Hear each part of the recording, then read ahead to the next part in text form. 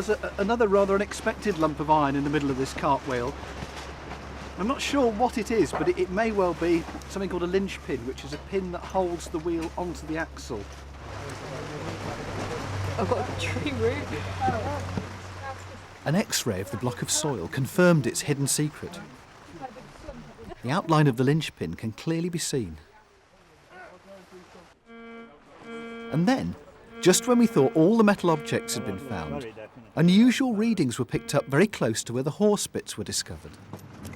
I haven't got any signs of a green stain in the soil. I wasn't having any luck, but Tony had found something on his side.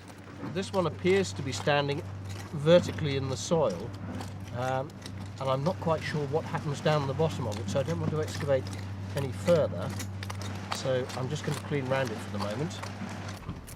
Ah, look, here we are. I've got the first bit of green coming through. This small bronze object is a puzzle. Nobody's sure what it was used for, but Tony thought that it might have been used for linking two items of harness. Now, despite the awful weather, it's been a really good day. We've now got the two wheels, the hubs, the pins that hold the wheels on, the bits from the horse's mouth and all the other bits of horse harness. But the one thing that we're still missing is any sign of a skeleton.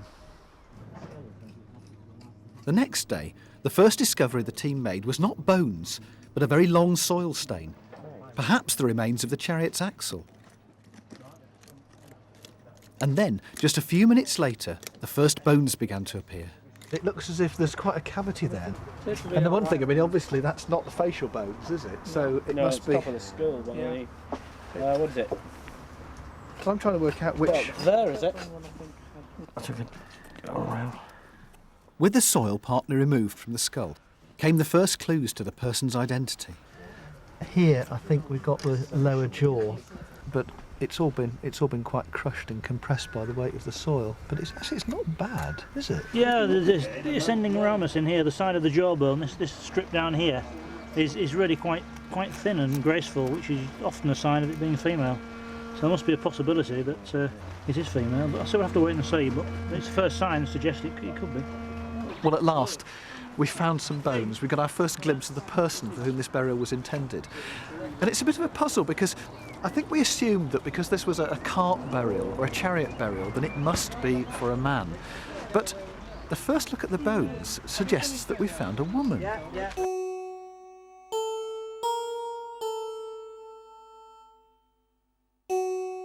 And, as more of her bones appeared, so did evidence of pagan ritual and sacrifice. We've got a boar's tusk. These are pig skulls, and the bones from joints of pork, food for the journey into the afterlife. Then, in the final stage of the excavation, was one last surprise.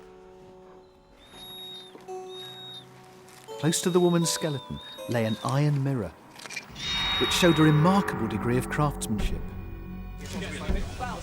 Such a rare and exotic burial as this proved an irresistible story for the media, who linked her to the most famous chariot queen of them all, Boadicea. It's a very wealthy burial. I think there have only been 7 of these that have been excavated in recent times under controlled conditions like this. We think it's the earliest that's ever been found. It probably dates back somewhere around 400 BC. This statue, erected over 100 years ago, represents the Victorian view of the Iron Age Queen. And we know about her from the Romans who defeated her in battle. But our Yorkshire woman is 300 years earlier than Boadicea, and with no written records of the time, much of her life and death may remain a mystery. But for me, the most intriguing find is the chariot itself. Was it a vehicle of war like Boadicea's? Or simply a hearse for her funeral? With a date now set for the field trials, work progresses into the night. But there was still one question to be resolved. Had Robert found a way to keep the wheels on? They seem to have been found in the grave, lying on the faces of the wheels, and the pin itself had this ring attached to it by corrosion. Now, I had to think about this, and I've fixed it onto a rawhide washer. You can mould rawhide into shapes. So I've moulded a loop here and a loop there and put thongs to it so that the pin is held by the bulb in the end there. And it will rotate a little bit like that. The pin itself fits into a slot here in the axle. Mm-hmm. Yeah. And the hole in the washer so that pin pulls into the slot. Yeah. Yes. This thong then goes through the ring, and then we can tie it off into a little knot on the top there, and it will keep the wheel on. So it's making sense of all the elements. Yes, and it's simple. It's very good. Absolutely ingenious. 6 months after the remains of the chariot were discovered, its reconstruction is now finally finished and looks stunning. Every detail has been carefully considered, from the construction of the wheels to the use of rawhide and coloured paints. As a finishing touch, a set of 5 shiny bronze harness rings have been made, exact replicas of the originals, even down to the decorated inlays of coral. Now, the most experimental aspect of the whole thing is this, isn't it? Your suspension. Our suspension system, absolutely. I mean, we, as far as we know, we're the first people to try this. And it looks wonderful as well, doesn't it? All this fantastic leather strap work. Taken from Roman coins, where we've universally seen this double hoop system with a Y configuration. Previously thought to be decorative, split willow or something, but Robert's come up with the idea of making them into straps that suspend. This is freely suspended. Yeah. You've not only got vertical suspension, you've also got a horizontal suspension where it's swinging to and fro in the Y straps quite gently. Right. Well, I'll be very interested to see whether all this works. Walk on. Get on. Get on, Fudge. Get up. Go on. Come on. This suspension's fantastic. It's good, isn't it? Really, really soaks up all the bubbles. It really does. I mean, we're now going on very choppy ground. Oh, you're standing up. Well done. Well done. So this is the way to do it, I think you're the driver, yeah. I'm here with the spear. That's right. Works well, doesn't it? It does. Get on, go on. No, it does feel remarkably stable. It's good, isn't it? See, we're in a canter here. Yeah.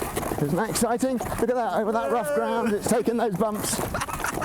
Whoa! It's very exciting riding on the back of the chariot, and when you stand up and grab hold of the strap and imagine what it would have been like to have been on that as you went into battle with a spear in your hand and chariots on either side of you, then it really gives you a feeling of what warfare in the Iron Age was like. But it works brilliantly well, and that suspension is wonderful, because otherwise I'm sure you'd just be bounced off the back of it, but you just really feel as if you're part of the chariot. With everything running so well, Mike's desperate to know if the chariot could be used in battle. One way to find out was to spear a few Romans. We set up a series of targets for Mike to try and hit as he gallops past the Roman lines. With Tony at the reins, they looked a fearsome pair.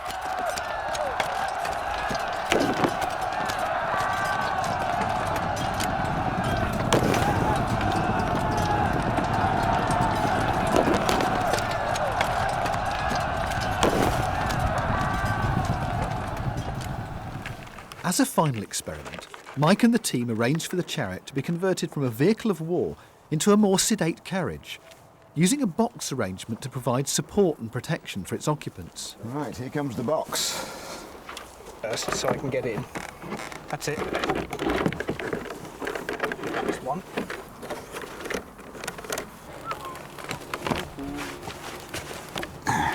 Good girls. Get up. It's not too bad, is it? Not too bad at all. It really means that these Y straps are doing the main thing. Yeah. Whoever the chariot queen was, a tribal leader, warrior, or even priestess, she would have been striking in appearance. The growth that disfigured her face would have marked her out as special, perhaps someone who'd been touched by the gods. And the mirror, a rare and precious possession to include in a grave, might have been more than a simple object of vanity. It could have been seen as something quite magical, giving its owner the ability to communicate between this world and the next.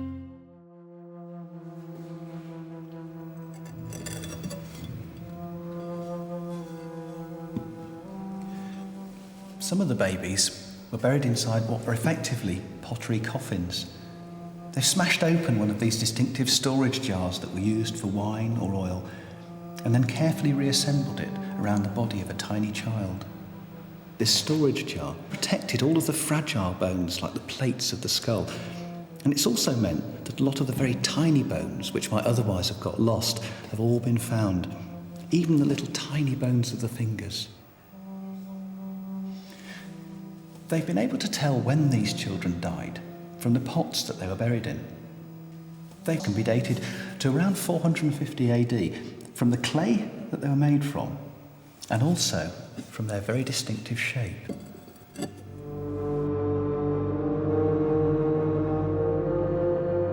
In its heyday, at the end of the 1st century BC, the villa must have been a splendid dwelling. But David Soren has evidence that it gradually fell into disrepair, and around 450 AD, the villa, for some reason, had become the site of a cemetery. It wasn't built on particularly stable ground. It was built more on soil than on a solid area, and you're going to have some major structural damage. By the middle of the 5th century AD, the villa was a crumbling ruin, with collapsing walls and cracked mosaic floors. It was in this place of decay that the children were laid to rest. Unlike today, ancient Romans very rarely buried their babies in cemeteries. They didn't believe that very young children should be mourned or even given a formal burial. Their bodies were normally just disposed of, with very little care or ceremony.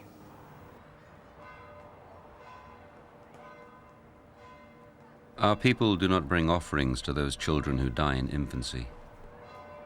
Our laws forbid us to mourn for infants. It's always hard when you lose a child, but times were tough. This was not the 21st century. Medicine was primitive at best. So the women just kept shucking out kids because that's what you did, You had to have progeny for whatever reason. And but there's always grief over the loss of one child, I'm sure. Then, unexpectedly, more bodies were found at the villa. The most surprising thing to me was that in among the babies were animal bones, and particularly the bones of dogs. And we had to bring in a special forensic expert to deal with these animals.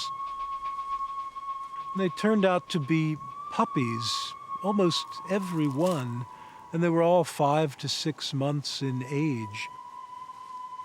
The puppies had been, in one case, severed in half, cut in half, and in almost all the other cases, beheaded. And not just beheaded by being cut, but they seem to have been perhaps killed and then had their jaws just ripped apart, ripped open. It was very hard to match the heads to the bodies of these animals. So there was some kind of ritual going on here. At this late stage of the empire, performing pagan rituals was illegal and punishable by death. By 450 AD, the Roman emperor and most of his subjects had converted to Christianity. But in rural areas, many people still continued to worship their pagan gods. Many of them also still believed in witchcraft and black magic, and in times of trouble would revert to their old practices. Here at the villa, this included the sacrifice of animals, like the puppies. They were decapitated as offerings to the gods in the hope of purifying the area and warding off evil. Other animals had been sacrificed. One child was found with the skeleton of a frog, considered by many sorcerers to be a cure for fevers. David believed that these outlawed rituals were a sign of the villagers' fear. Robert's team extracted what little DNA they could from the bones and checked to see whether it was malaria or not. All the first samples they tested gave the same result. no malaria present. I was constantly communicating with him, certainly every 2-3 months, and it was a syndrome in America which we say it's now, coach, now, am I going in now? It was that kind of thing. Have you got anything yet?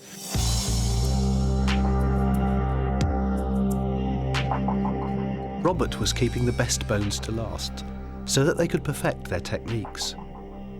After all the other samples had been tested, he finally went ahead with the leg bone of the 3-year-old child. It produced the best preserved DNA they'd found so far, but to know for certain that it was malaria, Robert had to compare it with the DNA sequence of the present-day disease. So this is the sequence, I presume, for malaria itself, is it? Yes, this is a small part of the modern DNA sequence. Right, and this is the sequence that you managed to extract from the bones from the cemetery Part at of it, Lugnano. yes. Because they're all both made up of, there's 4 letters, aren't there? A, C, G and T. Right, and so is it that simple? Do you just have to try and match them up and see if the two match? And if they do, then you found what you're looking for? Yes. So the next section certainly matches up, doesn't it? If the degree of divergence between the sequences was substantial, then we would have to conclude that we haven't got malaria, we've got something else. But here you're positive, are you? Yes. One day he wrote me back and he said, yes, I think we really have got not only evidence of malaria, but of the particular kind of malaria you think we have. And at that point, it was like, eureka. It was concrete evidence of the earliest confirmed case of malaria in history. Robert Salares was convinced that this one occurrence strongly suggested an epidemic. Although we only found malaria in one skeleton, from modern knowledge of the epidemiology of the disease, we can say that it doesn't tend to occur sporadically. If environmental conditions are favourable for it to be present, a lot of people would have had it. So if you've got one positive case... There will be many infected, yes. Malaria is most deadly when it first hits a population. Mario Caluzzi was called in to help with just such an epidemic on the island of Madagascar. When malaria is epidemic, so it's coming for the first time or after a period that there was no contact of men with parasites, is very severe. By 1986, much of Madagascar had been free of malaria for over 20 years. But then the disease suddenly returned.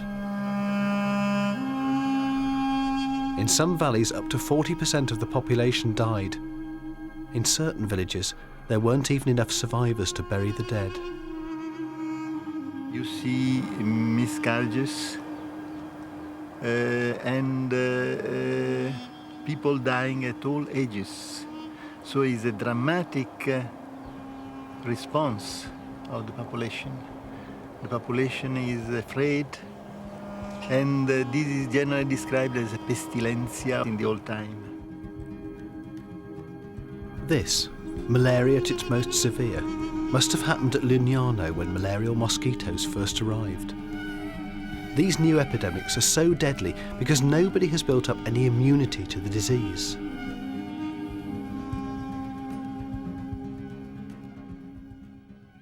In a population where it's not present continuously all the time, and that's probably the case in Lugnano, many people might not have had previous experience of it. So I think it would have had devastating effects. So it could actually almost wipe out a generation, couldn't it? Yes, it could, yes. Robert's work for me just puts this all in a context where I feel I can go back and see the way it was and feel it, not just dig it, but really feel it and experience it. And when you can get to that point in archaeology, that's really when you're getting somewhere. That's what it's all about. Aurel is no armchair historian.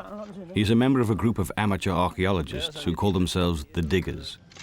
They devote their spare time to excavating First World War sites.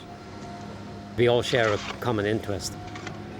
It's that passion for the history of the Great War, and to be a bit more specific for the tangible history, the things that we feel, that we find in the ground, feeling the history, discovering artifacts, knowing that what you hold in your hands is something that nobody held before you for the past 85 years. We do this at least 50 Saturdays a year. Every Saturday, almost every Saturday we are here, rain or shine, winter or summer, we are here. In Belgium, professional archaeologists take little interest in the First World War. Their limited funds are devoted to excavating more ancient sites. So the Belgian authorities have given the diggers a license to excavate war sites now threatened by development. Filling the void left by the professionals, the diggers have already gained enormous knowledge about this period of history. Well, it is a rum jar. Each soldier had a ration of a few centiliters a day, diluted, of course, and that's what the D stands for, service rum diluted. But I must say, when I see the letters SRD, I automatically think of seldom reaches destination, because that was the explanation given by soldiers. It's water. In the past 2 years, the diggers have become interested in one particular site, close to a canal near the village of Boezingen, which is currently being turned into an industrial estate. Well, very soon after they started the works, it was discovered that there were relics, war relics. The authorities instructed us to try to keep ahead of the excavators and the bulldozers and the whole building activity. There was no specific reason to think that this area would be productive. The whole area around Ypres had been cleared up after the war, investigated thoroughly. So we were quite surprised by how much we found. Hundreds. Unbelievable. The first thing that struck us was the enormous amount of ammunition. The sheer volume of live ammunition they were unearthing suggested they had stumbled on a place where fighting must have been intense. But Boezingen was not known as a battlefield site. For Aurel and Jackie, the historians of the group, this was a mystery which called for more in-depth research. There's no shortage of books about the Great War. The Shell Hole bookshop in Ypres specializes in little else. But when Aurel and Jackie scour the literature for clues about what happened to Boezingen, they don't have much luck. When you look in books about the Great War, trying to find things about Boezingen, it always seems to be the same. It seems that nothing happened at Boezingen, certainly not at the canal site. It's almost ignored. The history books might have overlooked Boezingen, but at their site by the canal, the diggers are coming up with more and more unexpected material. Wherever they dig, they are unearthing munitions. They discover artillery shell cases next to an abandoned British rifle. As well as live ammunition, they find used cartridge cases, which suggest that there may have been fierce fighting here. And buried in the mud, they find a classic battlefield artifact, a roll of barbed wire. And when they carry on digging, several feet below where the munitions were found, they unearth wooden duckboards. This must have been the floor of an original First World War trench. Yes, there's a trench floor. The woodwork which supported the walls and the floor of the trenches has survived in the sodden Flanders soil. In fact, it soon becomes clear that the diggers have unearthed one of the best preserved trench systems from the whole war. At the end of 2001, the transformation of the site at Boezingen from lost battlefield to industrial estate is nearing completion.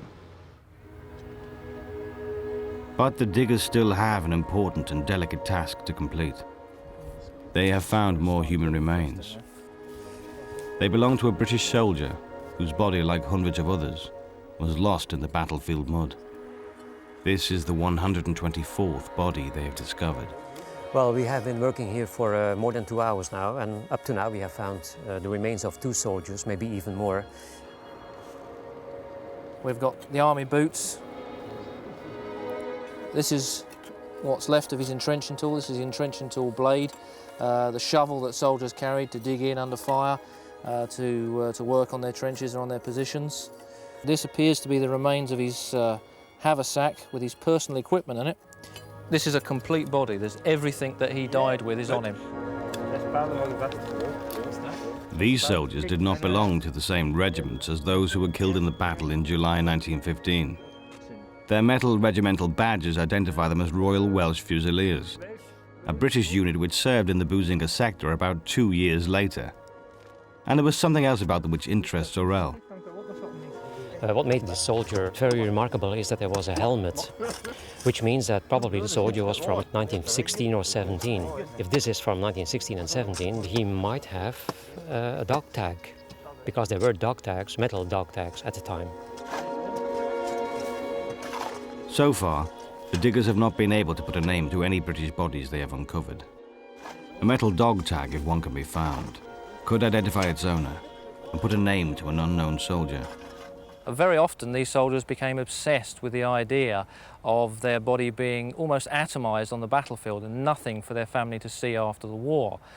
So to get around this, certainly in 1916, it became quite the fashion to have your own dog tag, your own form of identification disc.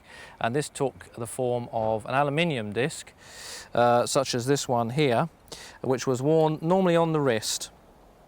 But the tags are not easy to find, even though many other fragile personal artifacts have survived. And there's an iodine ampule up here that, again, every soldier carried one of those alongside a first field dressing, a bandage that every soldier carried into battle, into the field, and had with him in a small part of his tunic, so that he had an immediate means of dressing a wound as and when or if he was wounded. At last they unearth an item, which gives them a chance of working out who this soldier might be. We have a small wooden brush here that may, once Patrick cleans it up, have some further details about who he is. It could have his regimental number scratched on the top. During the past 25 years, only one body of an unknown British soldier has been positively identified in Flanders. If the diggers can identify this Fusilier from his belongings, one more soldier's name will be brought in from the gold. It looks like a P there. Possibly some initials. There's definitely something in the middle there. But it's not as clear as we hoped. It's very difficult to read it. It could, of course, just be scratching from general use. It's a disappointment for the diggers. But a few minutes later, they find a small leather purse. Yeah. Oh, yeah. What's with coins? With coins. Yeah. And other things? Well, we've now found some coins in his wallet that are French francs dated 1917. So that firmly ties us now down to a year. It can't be before then. It's very unlikely to be after then, because the Royal Welsh Fusiliers, as far as we know at the moment, didn't return to this area in 1918. So it's looking more and more likely to have been men killed sometime from January 17 up to just before the Battle of Passchendaele. Except for these clues about when he died, the coins reveal little else about their owner. But even if they can't identify the man, they are getting closer to finding out how he may have died. Now unearthed the skull, and interestingly we've got false teeth here, but far more importantly it clearly shows that this soldier died with his gas mask on. And we have the remains of it here, the clip from the gas mask bag just here, the remains of the filter of the gas mask, which was a box respirator. The fact that the remains of his gas mask are present like that indicates that he was actually wearing his gas mask when he died, which would indicate that some form of gas attack was going on when these men fell. And working our way down here, we're actually in the area of where his hands were, and they were almost clasping each other at this point. The Great Hall, the most important room in the palace. It's usually thought that Henry VIII built this from scratch, but Jonathan believes this oriel window is a relic from Wolsey's palace. Standing on top of what I think is Wolsey's oriel window, it's the best place to get a look at some of the eccentricities of the design. With his architect's eye, he'd spotted tiny anomalies in the brickwork and overall design, which made him suspect that Henry had only remodelled the hall. Over the years, Jonathan has collected many strange clues like these. On their own, each may appear inconclusive, but once he pulled them all together, something quite remarkable happened. Well, you know what it's like when you get an interest in any particular subject, you become a total train spotter, and you take it home with you.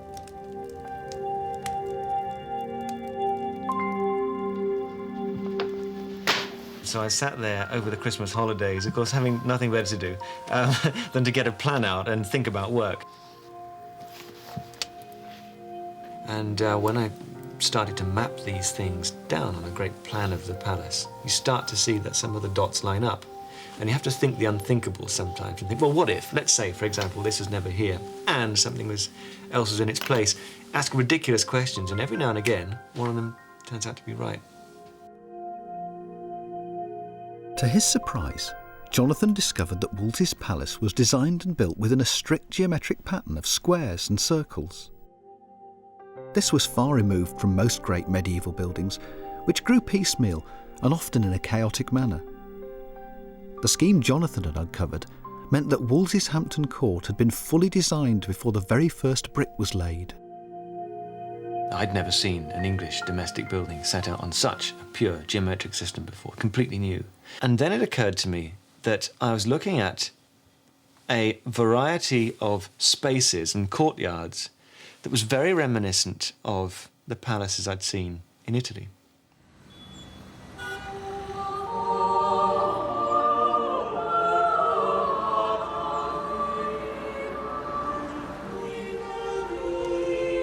Jonathan set off for Florence in pursuit of evidence to support his radical theory.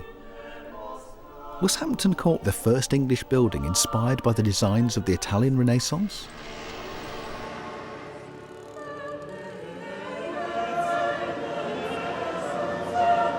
The answer lay in the buildings of Florence, where the Renaissance began.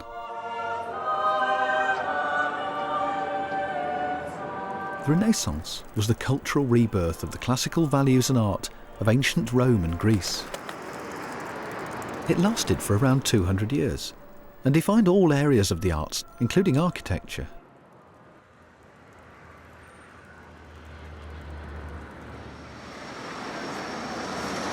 The Palazzo Medici Riccardi was built in 1444 for Cosimo de' Medici, the head of Florence's ruling dynasty and one of the most powerful men in Italy.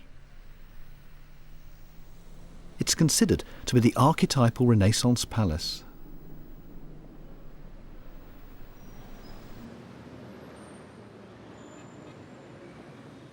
It's something like being in the centre of the universe, because this is the place that set the rules for all the great Renaissance princes to design their houses by. Yeah, you do feel you're right in the middle of it. In the courtyard, Jonathan is immediately struck by similarities with Wolsey's palace. These medallions are so like Wolsey's roundels at Hampton Court that he suspects that those were once part of a similar gallery on arches. But it's the layout of the rooms surrounding the courtyard which really strikes a chord. So you come off the main street through the entrance, and this is the heart of the palace, a perfectly square courtyard, beautiful one. And it's surrounded by the state apartments, like Hampton Court. And you've come under a series of arches into the entrance, like Hampton Court again. You've seen a series of medallions of Roman subjects, like Hampton Court. It's great, wonderful place, wonderful. The trenches below the Great Hall had been extended, and one revealed exactly what Jonathan had predicted. Conclusive proof that Wolsey had built the first Great Hall.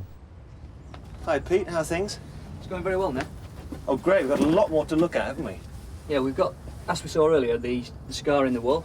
We've chased that along now, and we've found it, and we've uncovered it in this corner. And it goes all the way along in a pretty straight line. So that's part of that? Yep. And you've got a massive masonry here. Yep. And something's taken a big chunk out of it there. Is that a post hole, do you think? Yeah. So that could be the post hole then for Henry VIII's building of his hall, Could easily be. reusing Wolsey's footings as a firm base for the oak posts to build a scaffold on. So all that to me says that we've found Woolsey's buttress. I mean, Yeah, pretty certainly, I think. good, excellent. But how far does it go? We haven't actually got to the end of it yet. It's another 20 centimetres from the edge of the trench. But that would bring us to about the line of the oriel window, wouldn't it? Yeah, spot on. Right. You're happy? Yeah. Especially as we thought it was a drain when we started Well, anything else. it's just got better and better, so I'm very pleased. This was fantastic news. But back at the chapel, things were not going quite so well.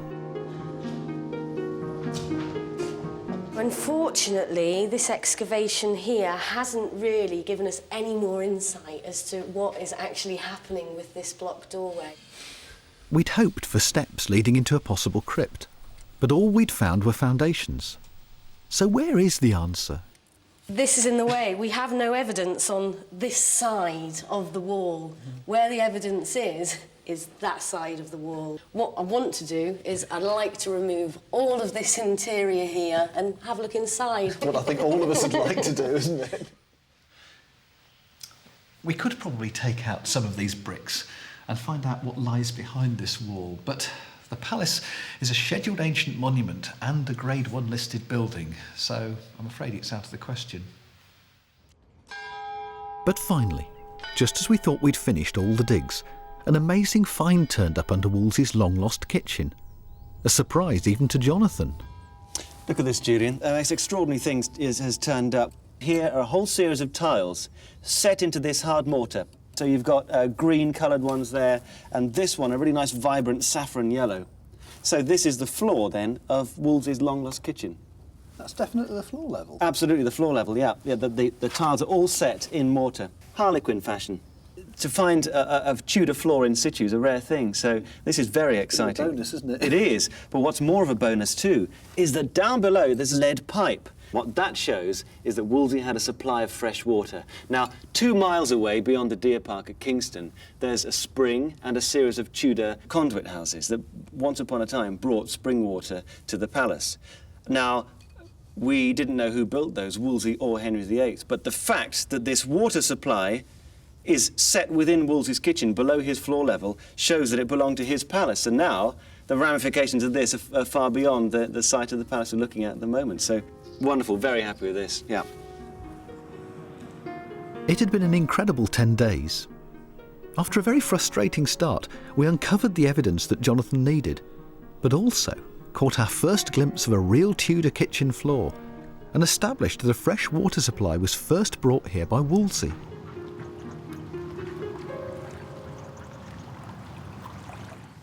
Jonathan, are you pleased with the results of the excavation? Oh, I'm really pleased. Yeah, I am. There's a lot riding on it, and I did basically throw my hat in, you know, if nothing came up. So far, everything we've found confirms that great geometric scheme and the fact that walls were built along its lines, and that makes me very happy to have found that.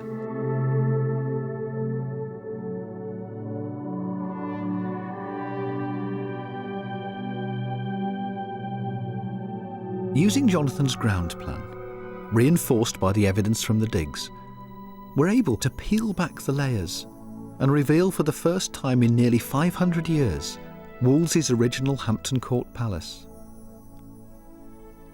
This extraordinary building, decorated with gilded domes and painted brickwork, would have been visible for miles, a shimmering landmark in medieval England.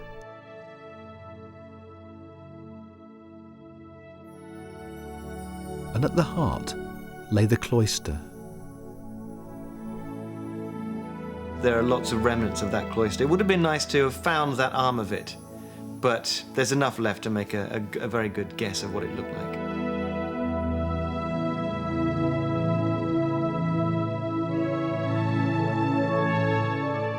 What is extraordinary, I think, is the fact that we've got exactly where we predicted it, the remains of Wolsey's Great Hall. But some mysteries still remain. The east wall of the chapel remains an enigma, and it's obviously something important.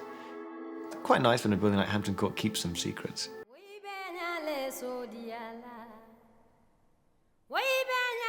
Just outside Manhattan lies Philipsburg Manor. This was once a farm, typical of many estates around New York, built and worked by the increasing number of enslaved Africans brought into the city.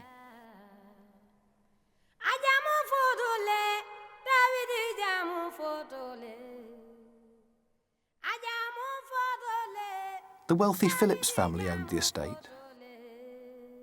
The Phillipses operated a grist mill on this property, and that grist mill was here to grind literally tons of wheat flour to be shipped from this area of the Hudson, this nice quiet area, down the Atlantic to the Caribbean to feed the enslaved populations on the sugar islands of Barbados, Curacao, and Jamaica. So there was a world trade operation really going on here as what we refer to as a provisioning plantation.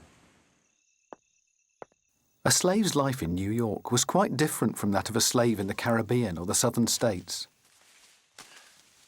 Here, where life could be brutal and short, huge gangs of slaves toiled in the sugar plantations. One thing about plantation work is that often you are grouped together in large communities where you have an opportunity to maintain family relations. And you're not under white supervision all that often, so you have ability to maintain your culture and your language.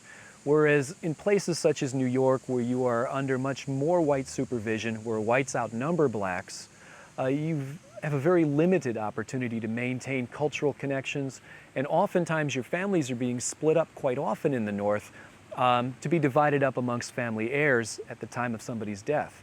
That happens here very often in New York. As New York expanded, so did the need for slaves. But the sheer numbers of them coming into the city made their English masters feel nervous. This fear resulted in the slave codes, laws designed to control every aspect of a slave's life. The effects of one of the harshest of these laws can be seen at Trinity Church in Manhattan. Because, I mean, this looks just like a little English parish churchyard with all the rows of headstones. Yes. Does this building actually date Barbara met me there and explained what happened.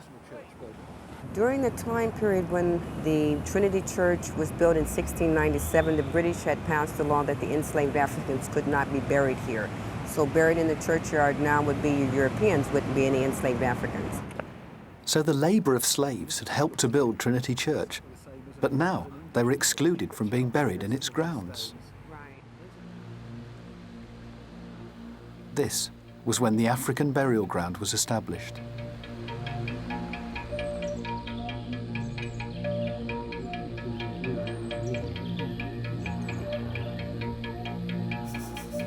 It was also at this time that the hopes of enslaved Africans for freedom through Christianity began to fade.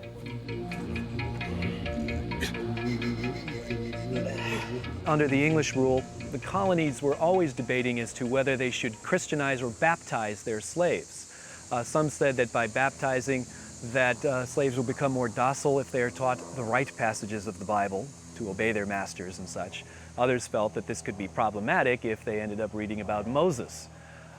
So what had occurred was a legal debate, that in the 1670s, 80s, and 90s, all of the colonies were grappling with this issue, and they decided to write into law that baptism of a slave will not alter their status. And they get around this by saying that if they are baptizing their slaves, they are not making them Christian, they are Christianizing them. They are teaching them about the role of Christianity, yet they cannot fully partake as Christians, and therefore one is allowed to own a Christianized, baptized slave without fear of that causing them to be freed. In effect, the Act passed in 1705 allowed white Christians to keep black Christians as slaves. It would have devastating consequences. Christianity is not the distinguishing element here. Race is the distinguishing element. It's not religion, it's race. Under the Dutch, slaves could work their way to freedom, be granted land, and even marry in Dutch churches. But under the English, slavery became institutionalised and outlets to freedom were blocked. A simmering resentment grew within the slave population, and it all came to a head in a bloody revolt. One of the oddest features of the British Iron Age is how many of the finest pieces of Celtic art and weaponry come from wet places. They come from rivers, bogs, lakes. And this is a constant pattern, not just found in Britain, but across the whole of Northern Europe at this time. These objects are extremely rare, and it's the equivalent, perhaps, of placing a Ferrari or a Rolls Royce in the water and just letting it rust.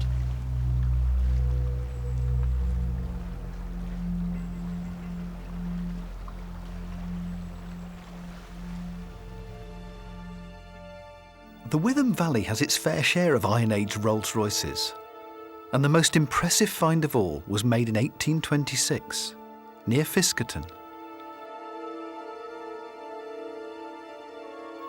The Witham Shield, now one of the treasures of the British Museum. This was never meant to be carried into battle. It's a work of art, with delicate inlays of imported red coral and intricately raised decoration. The style can be recognised across Iron Age Europe, evidence of a vast network of contact and trade.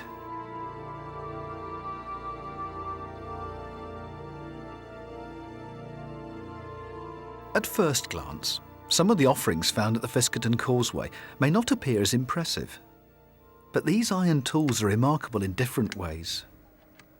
Metallurgist Vanessa Fell has discovered that the striking surfaces of some of the hammers were made of specially hardened steel. The earliest steel found in Britain, some 500 years before the Romans. She's invited ironworker Hector Cole to take a look. Everything about this says that these belonged to people who knew exactly what they were doing with them, and they were choosing the best materials throughout for the whole job. It's this little one here which is a beauty, isn't it? Look at it. It's so delicate, but it looks as though it's just made to do its job. And it's obvious from this end, this little domed end, that it was a doming hammer to make a little dimple into a piece of sheet metal so that you could raise it, like this centre here, I would think, wouldn't you? The centre of this boss. Yes. And the same with this one. This is a beauty, isn't it? I have hammers like this in my workshop. Yes. Not quite in this condition, but look at the end of that one.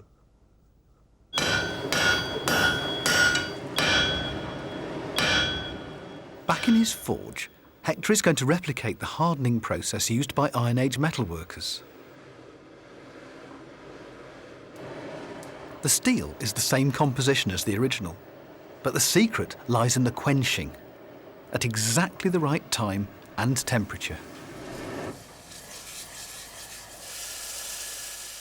When you heat the metal up, there's a chemical change takes place in the metal at certain temperatures, and at a particular temperature the chemical change makes the metal hard. And what I did when I put it in the water was to actually freeze that chemical change so that the surface of the metal is hard. And they would have done exactly the same. They knew what they were doing. That's the exciting bit.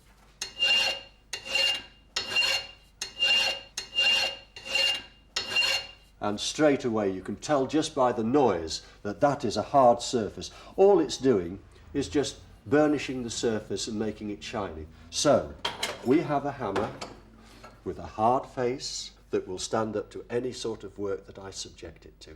Just what that craftsman in that early Iron Age was looking for. He could work with this hammer. So how did it end up in a bog? Many archaeologists, like Francis Pryor, have come to believe that these tools and weapons were not simply lost. They were deliberately left in these special places as offerings to the gods. As we examined the precise circumstances of each weapon that we found, we realised that it was a very carefully constructed religious act. And this is how I think they did it.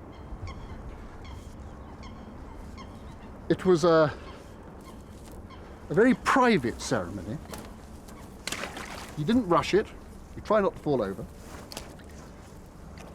And you walk along the line of posts, and you come up to one side of the posts.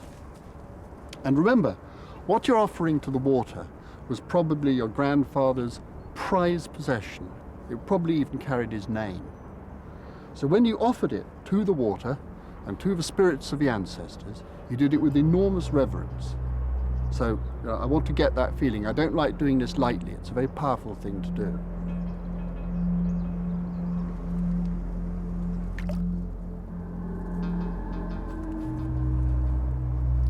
So there it lies.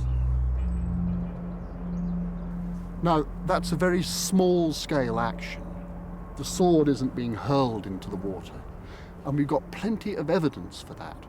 We once found a dagger which had its blade placed in the water, and then its handle was actually lying on top of the blade. It was touching it. Now, that can only be done with that sort of action. You don't hurl a dagger and a handle and have them land in the same spot in the water.